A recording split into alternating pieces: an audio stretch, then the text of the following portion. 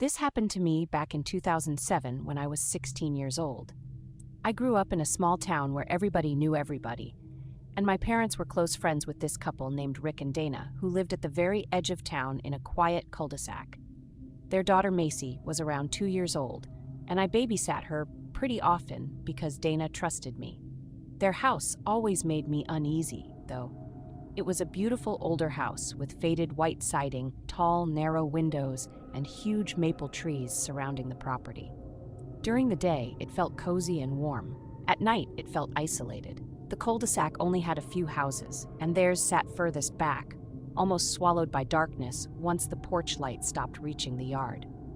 I remember my parents dropping me off around 6:30 that evening. It was late autumn, already dark outside, and the cold air had that damp feeling that made everything smell like wet leaves. Dana was putting on earrings in the hallway mirror while giving me instructions. "Macy already ate, so just put her down around 8, she said. "We'll probably be home around midnight." Rick joked that I'd probably spend the whole night watching TV and raiding their fridge. Then they left laughing together, backing down the driveway while their headlights swept across the trees. I remember standing in the doorway after their car disappeared, suddenly aware of how quiet the house was. Macy was sitting on the living room floor stacking plastic blocks. She looked up at me and smiled. That helped. The first hour or so was completely normal. We played with toys in the playroom, watched cartoons, and ate animal crackers on the couch. The playroom was at the far end of the downstairs hallway, beside the laundry room. It had one of those half doors that opened at the top and bottom separately, and the room itself was cluttered with toy bins and stuffed animals. I specifically remember an old rocking horse sitting in the corner facing the doorway. At around 7:50, I carried Macy upstairs because she was rubbing her eyes and getting cranky. Her bedroom was across from the master bedroom at the top of the stairs. Dana had one of those newer baby monitors with a small video screen sitting downstairs. The camera was placed on top of the dresser facing Macy's crib. I changed her into pajamas, read her a picture book, and tucked her in. She fell asleep surprisingly fast. Before leaving the room, I remember pausing at the doorway because something suddenly felt strange. Not dangerous exactly, just wrong somehow. Like walking into a room and forgetting why you went there. The hallway upstairs was dark except for the yellow bathroom nightlight glowing faintly against the wall. I went back downstairs and curled up on the couch watching TV with a blanket over me.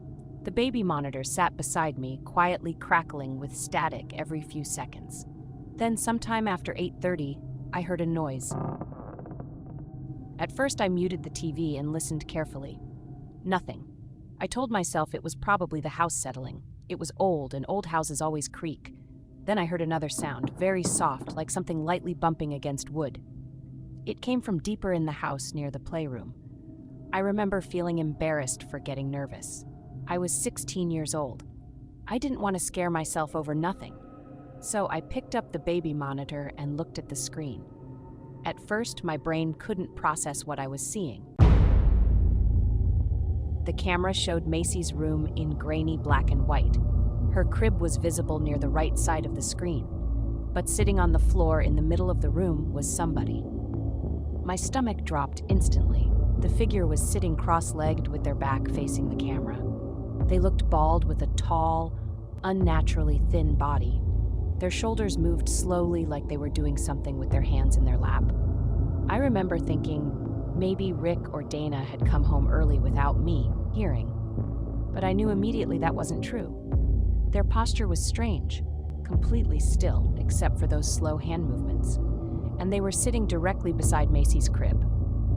I froze on the couch, staring at the tiny screen while static crackled through the speaker.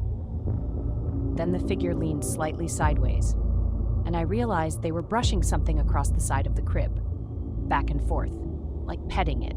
I can still hear that sound in my head. I stood up so fast, the blanket fell to the floor. I didn't even think. I just ran. I sprinted upstairs, holding the monitor so tightly my hand hurt. I remember the stairs creaking violently beneath me and my heartbeat pounding in my ears. The hallway upstairs was empty. Macy's bedroom door was still cracked open exactly how I left it. I shoved it open, expecting to see someone standing there, but the room was empty. completely empty. Macy was asleep in her crib.